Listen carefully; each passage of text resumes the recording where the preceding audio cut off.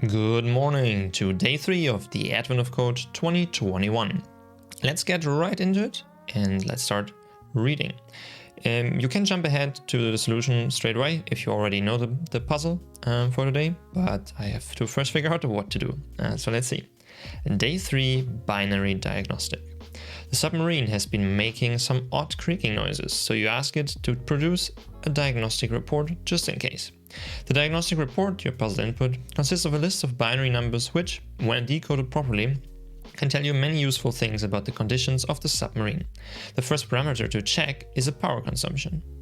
You need to use the binary numbers in the diagnostic report to generate 2 new binary numbers called gamma rate and epsilon rate. Okay. The power consumption can be then found by multiplying the gamma rate by epsilon rate. Alright. Something with bits, that's a lot of fun. Each bit in the gamma rate can be determined by finding the most common bit in the corresponding position of all numbers in a diagnostic report. For example, given the following diagnostic report, considering only the first bit in each number, there are 5 0 bits and 7 1 bits. Since the most common bit is 1, the first bit of the gamma rate is 1. Right, so in the first position right here, or zeros, however you want to see it, we have 1, 2, 3, 4, 5, 6, 7 ones and 1, 2, 3, 4, 5 zeros. So indeed, obviously the ones are more, so that's the most common. Okay, the most common second bit is 0. So in here, second column, let's say, yeah, that checks out. The most common for the third, fourth, and fifth byte are 1, 1, and 0. I just believe that, that sounds right. So the gamma rate is the binary number 10110. So you take the most common out of each, and then you have 1010, which is 22 in decimal. So far so good. The epsilon rate is calculated in a similar way. Rather than using the most common bit, the least common bit from each position is used. So the epsilon rate is 01001. So for that, you could just invert this one. That works. Or 9 in decimal, right? Multiplying the gamma rate 22 by the epsilon rate 9 produces the power consumption 198. Use the binary numbers in your diagnostic report to calculate the gamma and epsilon rate. Then multiply them together. What is the power consumption of the submarine? Be sure to represent your answer in decimal, not binary. All right. Yes. Let's get the puzzle input and then let's see what we can do. All right, puzzle input is right here. So let's jump into solving part 1. Right, so I guess there's like a naive solution to do this. I thought at first glance, which would obviously be to just count for each column. How many zeros did we see? How many ones did we see? And then take the one that is more with a map, for instance, or just two counter variables. Yeah, such that you just know at the end which is more. However, I think thinking about this, I discovered a property that would help us here to make it easier and a bit more efficient, even though that's not really my goal with these puzzles, which is the following. So if we go back to the example right here, so I think what one can do is if you sum together all the numbers in one column and then divide by the number of total bits in the column, you should get like some floating point number with one interesting property, if I'm not mistaken, which is that, well, let's do it for the first example here. We have 1, 2, 3, 4, 7 ones in the first column here. The zeros I'm not going to count since, well, if I sum that together, it's kind of useless. So if I do 7 divided by, how many are there? 12. 7 divided by 12 is 0.5 something, which is more than a half. So I think that the 1 is the most common one. So you get what I'm saying? If it's above 0.5, 1 is the most common, and if it's below, it's the other way around. So let's see for the second one, where it should be 0 according to the example. We have 1, 2, 3, 4 ones. So that is 4 and of course still 12. Obviously that's below 0.5. So 0 is the most common, which indeed is the case. Not sure if this holds everywhere, but I'm pretty positive, so let's implement just that. Right, let's get our lines first, and I change this to be an extension function now, because why not? So that this is each line, and then each of them we probably also want to convert. So I think honestly the easiest is probably just to convert each row in here just into a list of integers, such that we can easily have like an index, because we need the positions. Let's try that. So I'm gonna map and split each by just each character, and then also say that we want to map these inner ones.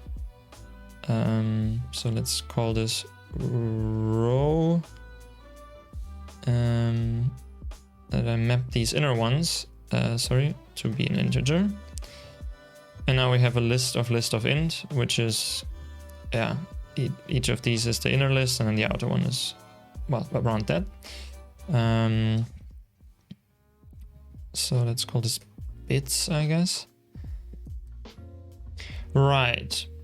So now what I would want to do is iterate over this. The thing though is that makes it a bit annoying is that if I iterate just over the rows like that, I iterate from like top to bottom, which I don't really need, because what I need is I need to do it per position, per column, so to say. Meaning that I want to iterate like this, which of course you can do, but then it's very annoying, because at every iteration you would need to access each element out of the rows to be able to do your summation. So I think what one would need here is like a transpose operation. So if we would consider that this is essentially a matrix, right? If you don't know what transpose operation is, you essentially make the rows the columns and vice versa.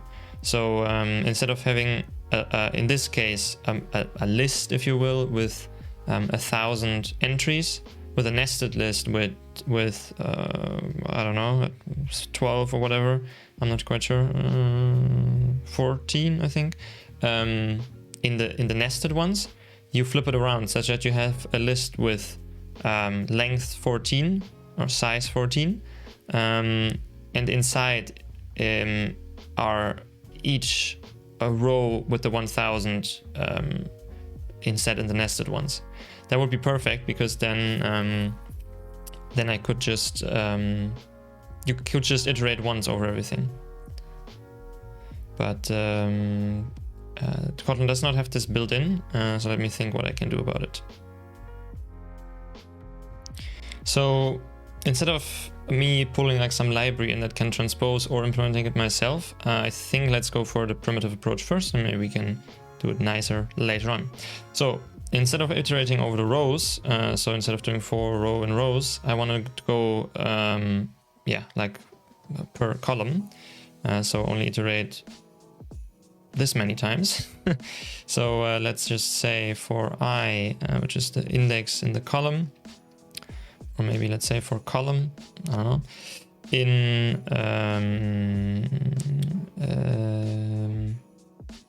rows first dot indices. So we take, because they're all the same length, and I guess that this just has to be taken for granted, we take the first one or the last one, doesn't really matter, and just take that indices to iterate. So let's do that.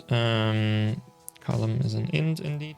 And then what we can just do is val most common bit is rows dot sum of. That's what I said I want to do. It at the index column divided by rows dot count. So, well, this is not yet the most common bit, but what this gives us is that problem is, of course, we need to, in each of this loop, we need to iterate over every row due to the sum of operation. It's the same as doing like a map, right? And then at the end, summing. So well, let's quickly do that. So it's a bit easier to see. Oops, like this. And then you see already IntelliJ says probably, yeah, you can use sum of. Yeah, let's do that. So we have to iterate over each of the row per column, which is not very nice in terms of runtime complexity, but well, it's okay for this puzzle. So what this would give us is what I explained in the beginning, the floating point between 0 and 1. So what we just need to do now is if this is larger or equal. Yeah, not sure about the equal. That might give us an annoying edge case. What is it? What if it is it's exactly 0.5? Let's do that.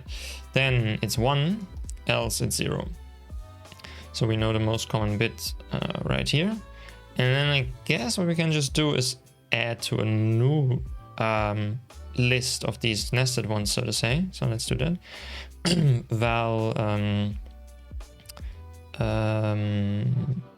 most common bits is a mutable list of int. Right, and then here we just say most common bits dot add most common bit, which should give us at the end here the most common bits, but let's check that quickly and just run this. Exception, number of exception for inputs. I think I know what this is. I've seen this before. Yeah, okay, so because we split here by nothing, by just each character, I think we also get like the beginning and the end of the characters as their own string, which obviously you cannot convert cast to an int. So I guess here we want to say filter it is not empty, not blank. Well, not empty would work as well. So let's try that again. And yes, most common bits are 12 this were, yeah. So 0 in every position. I'm not quite sure if that is possible, but we'll see. Oh, we're not done yet, of course. So I'm not quite sure if if this is actually working, but let's first continue and see what this gives us. So the other thing we want to do now is get the least common bits, which I think should work quite well. So we need to flip them. That's the easiest. Well, we could do this again, but why would we? So if we have our bit string, like where is it? Like this one. If in each index we flip the bits such that 1 becomes 0 and other way around, we have the least common ones, obviously. I think this should work quite well by doing most common bits map and then an exclusive OR, I believe, with a 1, if I remember correctly, such that if it's a 1 and a 1 in a position, we get a 0, and if it's a 1 and a 0, we get a 1. Oh, right, convert it to decimal, each of them, and then multiply them, right. So I guess we can already return this here. And I believe for this, if I remember correctly, Java has like something built in. So if we do integer.parseInt, and we give it the string, so we need to convert this first of all into a string, and then say what the radix is. I think there's one argument what that is. Yes, so you can give it a string and the radix. And because we want a decimal value, I think that should be 2, because our input is binary. So let's do that. Most common bits dot yet not toString, but join toString. All right. Well, honestly, let's put them into variables, because not a method, sorry. This is our epsilon rate, or is it gamma? The first one is the gamma rate, so this was the wrong way around. Gamma rate, and then we do exactly the same thing with epsilon rate, but in this case we give them the least common bits. Right, they're both integers, and now I guess we can just do gamma rate times epsilon rate, and let's see what this yields. Oh, we want to join to, sorry, it joins by default with a comma apparently, which obviously is not a byte string, a bit string.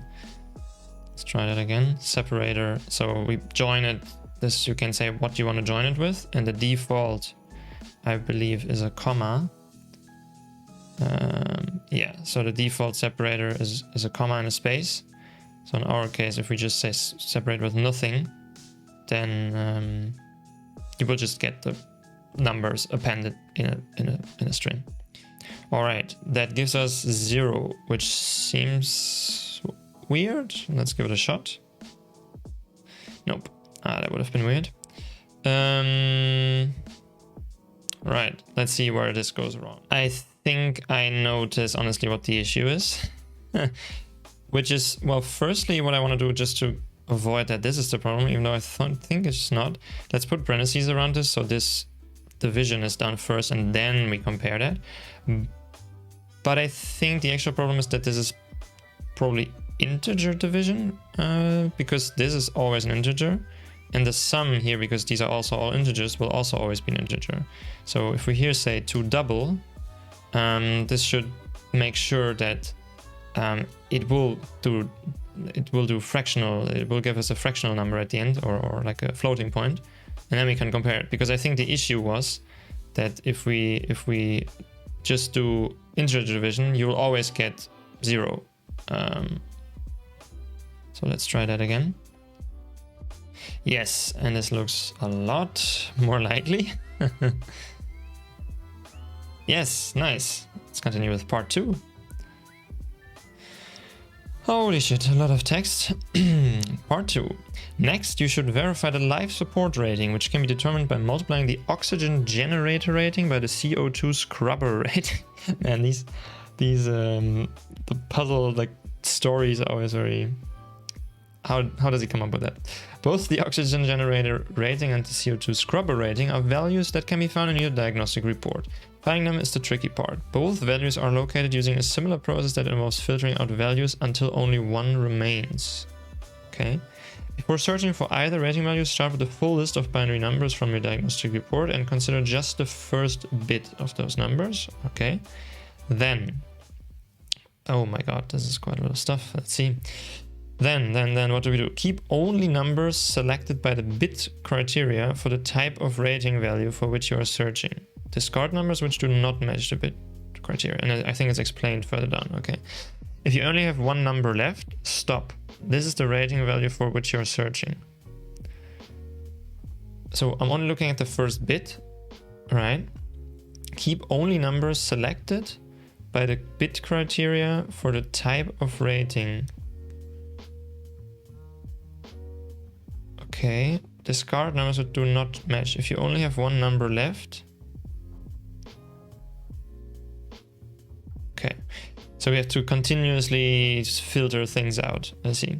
Otherwise, repeat the process considering the next bit to the right. Okay, right.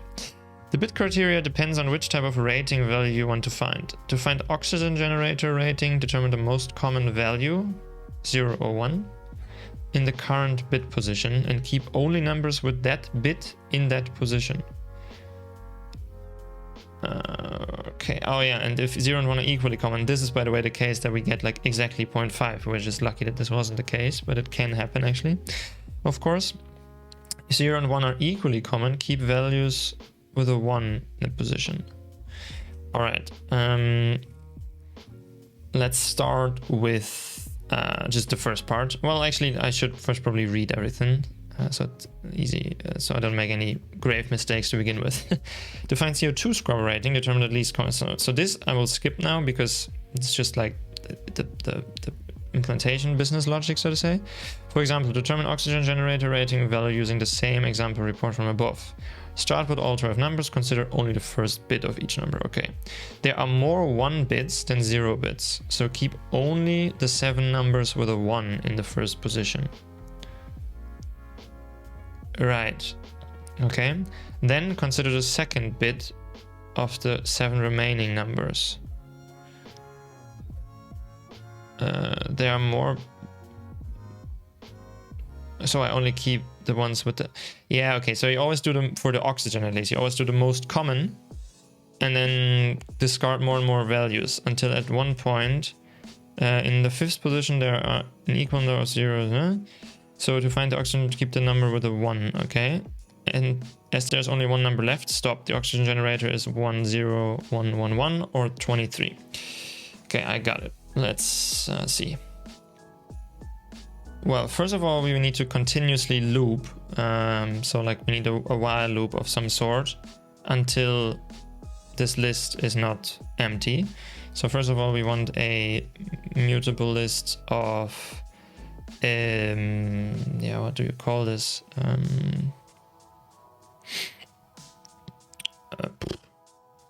I don't know, matches. And it's only start with the oxygen criteria right now. So this is a mutable list of int. And we start with everything. So this is just rows in the beginning. And obviously this is not a mutable list of int, but a mutable list of int. So here if we say to mutable list, that should do the trick. And now I guess we want a while matches dot count is larger than 1. We want to loop and do something. And then once we have it, we should only have 1 left. So let's say here require, just to be sure, matches dot count is 1. And then we say that our oxygen rating is this stuff here, but with matches dot count, not dot count, dot first. Right, so in this while loop I will filter out stuff out of this because it's a mutable list. We can eliminate things until we only have a single one left. Then the loop stops. We quickly check that we really only have 1 left and not like nothing left. I guess that's the only edge case you can have. And then we convert the only one we do have left into a decimal, just as they do here. So in this case there was what left? This binary number, binary string, so that would be 23, that we do again here with our parse int. And then we have the oxygen rating. Right, let's make some space because now let's see what the while loop is gonna look like. That does make me think that probably a while loop, while it would work. I think it's actually not the best match here because you also would need some sort of like counter at which bit position you currently are. So what we want, of course, is that we first check this one and then eliminate everything that doesn't have that there and then go further and further. So essentially, instead of doing a while loop and going 1 further, I think the puzzle only works that at the end when we reach this, there's only 1 left. It can also be, of course, that you reach this earlier, but I think what should be easier is, again, just iterate over everything, which would mean that at the end, we should only have 1 left, and we can still check that that's the case. So I think not a while loop we will do, but instead, yeah, just something like that, I guess. Let's see. And then we're not really interested in the most common bit here. So what we can definitely do here is extract this to an extra method. So find most common bit, and then we can also directly replace all of them. We can also directly get the edge case. So let's do this into a variable. The edge case being if it's exactly 0.5. Even though I'm not quite sure if that works well due to the fact of like rounding errors or something. We'll see. So this is the I don't know. Yeah, no, I don't like D, but what the hell is that? Average or mean bit. I don't know.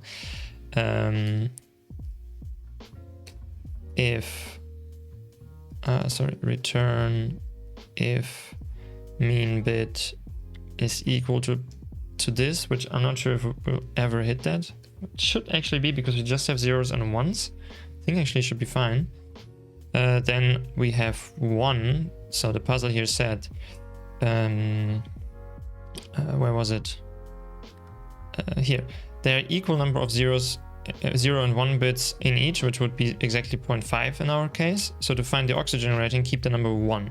Which is arbitrary decision by the puzzle creator, but why not? Well, actually, I was about to say else if, but then we can indeed just say if it's larger or equal to, well, let's just remove this. If it's larger or equal to 0.5, then we have a 1, else we have a 0. That should do the trick. Can't this be in one row? Yes. All right. So this we can already reuse. Right. So the most common bit in the first one now would be this. So now what we want to do is filter out everything from the matches that is not having that in the first position. Now it makes me wonder if it is so useful to have a mutable list instead. Just can probably override it or something. So we filter out everything that where this is one. Sorry, I have to think a bit. This is one row where in the column index. So we only retain them, or because they said, what did they say here? They say discard. So to keep with this terminology, I will also do this. So filter not. So I'll kick out everything where this is unequal to the most common bit. All right. And now I guess this can just be a we can just override that, I guess. This is of course then a var. Right. So I think this should already bring us fairly far in terms of the oxygen rating.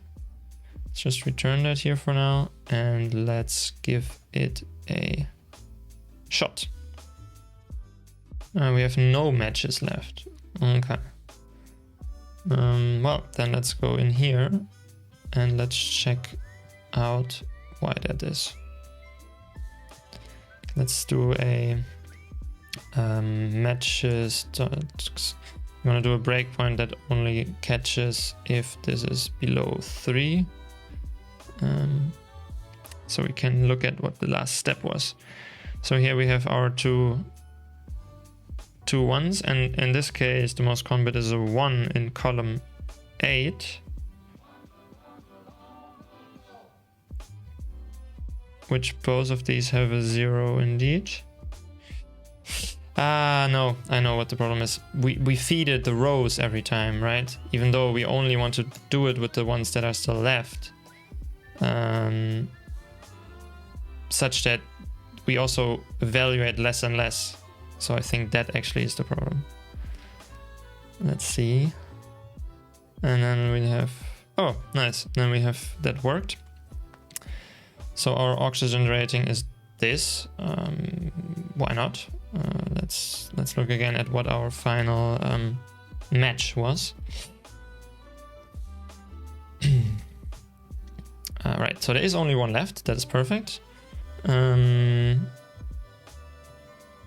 I don't think I have to abort when there's only one left, even though we can, of course. So I guess let's do that.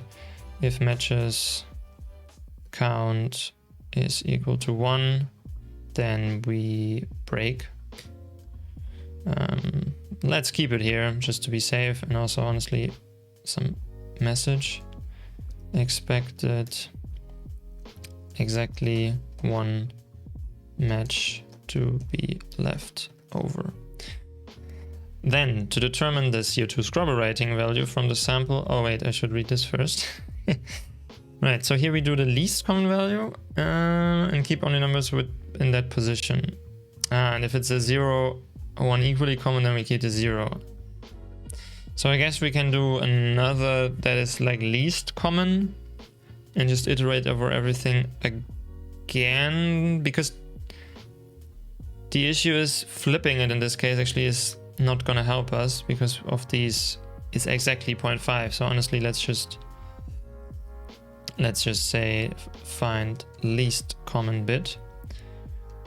If it's larger than 0.5, it's a 1, and else it's a 0, meaning that if it's exactly that, it's also a 0.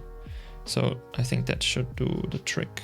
Means of course that we again iterate over everything, but yeah, that's not super horrible, I guess. So, well, we could do it in one go. Yeah, but not really. So let's do this, and I guess then there we definitely can put this into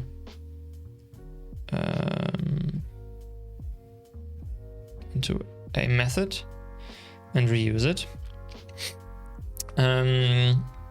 Calculate rating, and here we just now tell it what to use for that. So here we say so we want to this thing we want to get rid of. So we give it a bit finder or something like that, which takes this and an int, and it returns an int. Right, and then here, instead of hard coding this, we just say bitfinder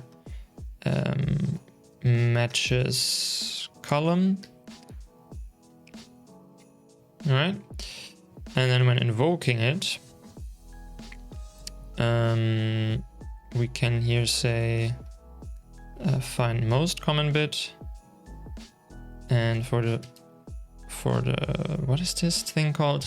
The hell, CO2 scrubber rating. We say find least common bit. Yeah, okay. And then at the end we do just multiplication again, or what? Finally, to find the life support rating, multiply the oxygen generator rating by the scrubber rating. Okay. Oxygen times CO2, whatever the hell that is. And let's find out if that worked.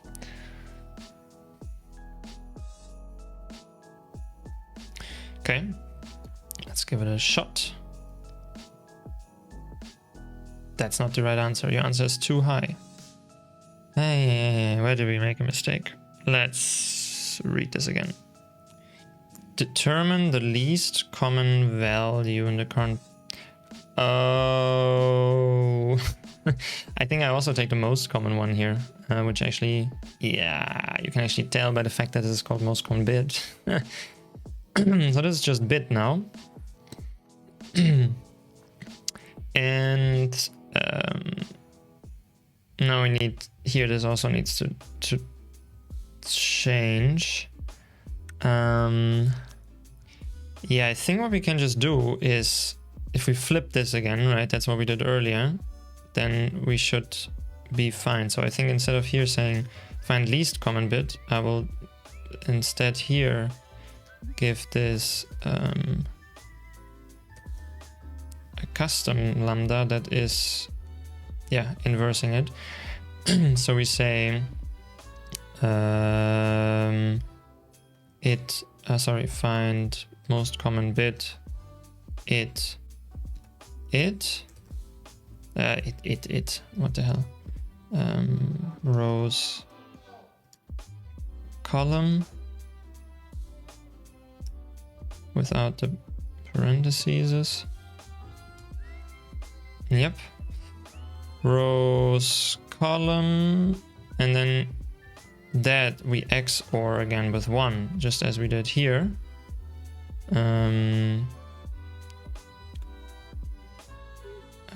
Yeah, that's called R and C, I guess.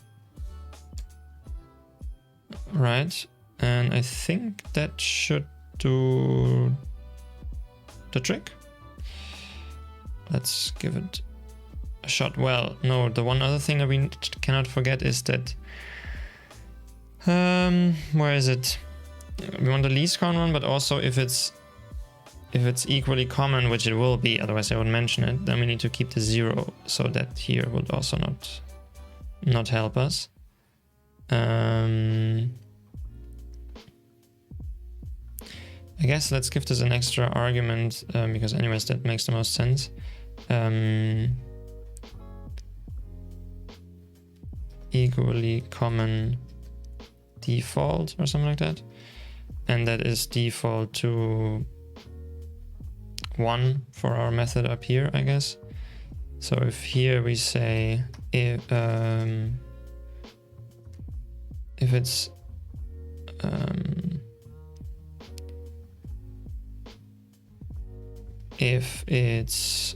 mean bit is equal to 0.5, then we say it's equally common default. Else if this one, oops, and we say that. So I think this is fine. And then let's use that. So here we let's do it like that, so it's also a bit easier to read. So we want to find the most common bit, not X or anything, and the default is 1. Here the default is 0, but then we still want to XOR it. Yeah, so what is the issue here? Hard to say. Let's read it again. Determine the least common value in the current bit position and keep only numbers with that bit in that position. Okay. If 0 and 1 are equally common, keep the values. Oh, I think I see what the issue is. The way that we calculate least common is by taking the most common and then flipping it, right? Which brings us to the issue that if it is this edge case, they're equally common, we take a 0 due to our equally common default, and then we flip that. So we have a 1 in that case, which will not work. Right, so we only need to, we would need to apply the bit flip to this, essentially. Yeah, well, why not? Find least common bit, like that. And then we want to return most common bit dot XOR 1. And now this code is fairly unreadable, but let's see. So here we say find least common bit, and we don't need to do that. And at this case, yeah, at this case, because anyways, it already tells me, right? It's always 0. Yeah. So let's just not use these here. So instead, we can here now say this most common and this least common.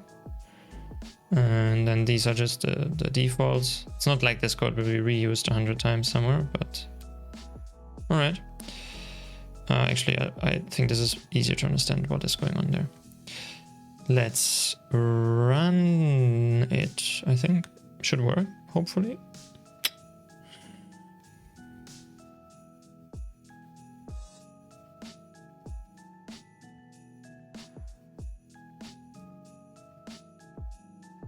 That's the right answer. You're 1 gold star closer to finding the slay keys.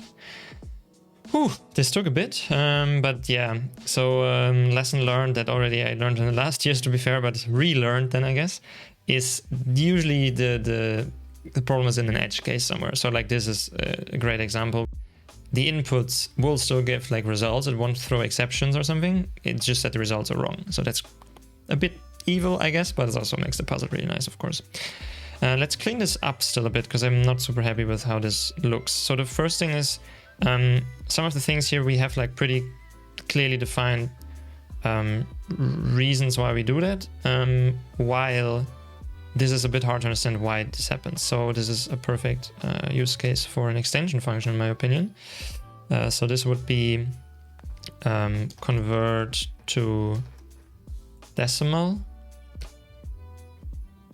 And then here we say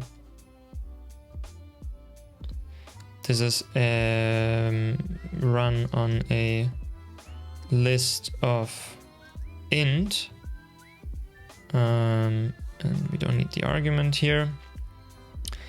So here we say this join to string, right? Here we should be good citizens and say this dot all it, is there like is number or something?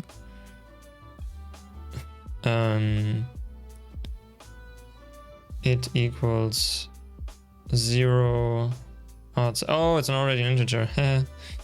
It is 0 or it equals 1, because otherwise this whole bit parsing thing doesn't work.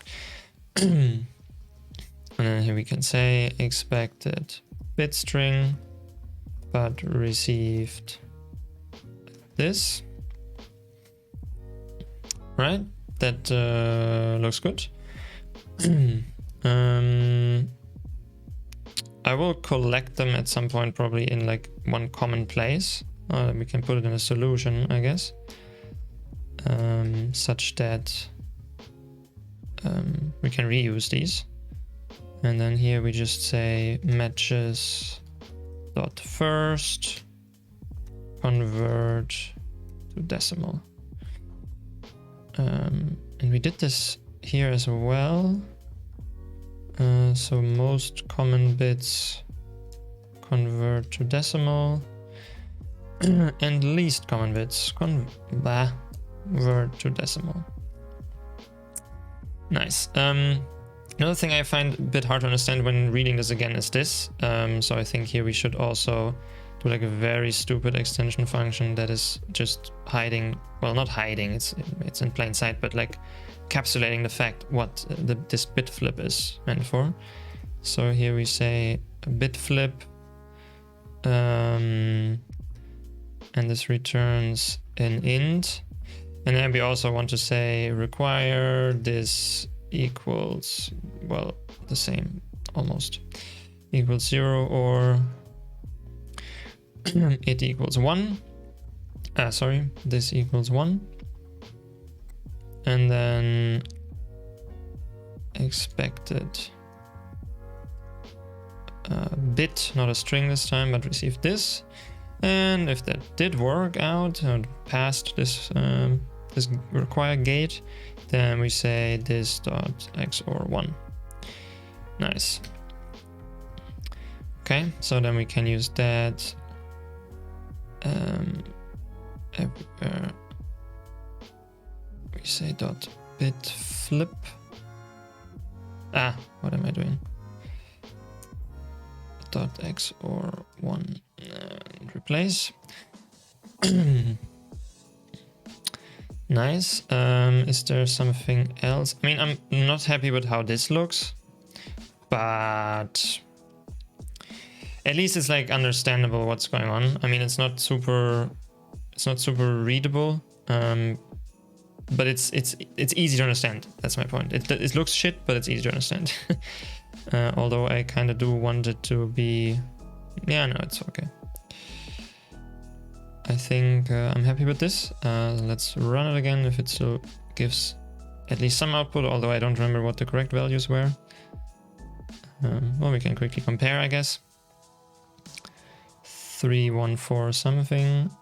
So if we go back to number 3, we can check that. 314 something, and the other one is 279 whatever. Yes. All right. Then that's it for day 3. I hope you enjoyed it. If you have any questions, drop me a comment. Make sure to join my leaderboard in the description if you also participate, and you can find all of the code on GitHub. And with that, I see you tomorrow. Tschüss.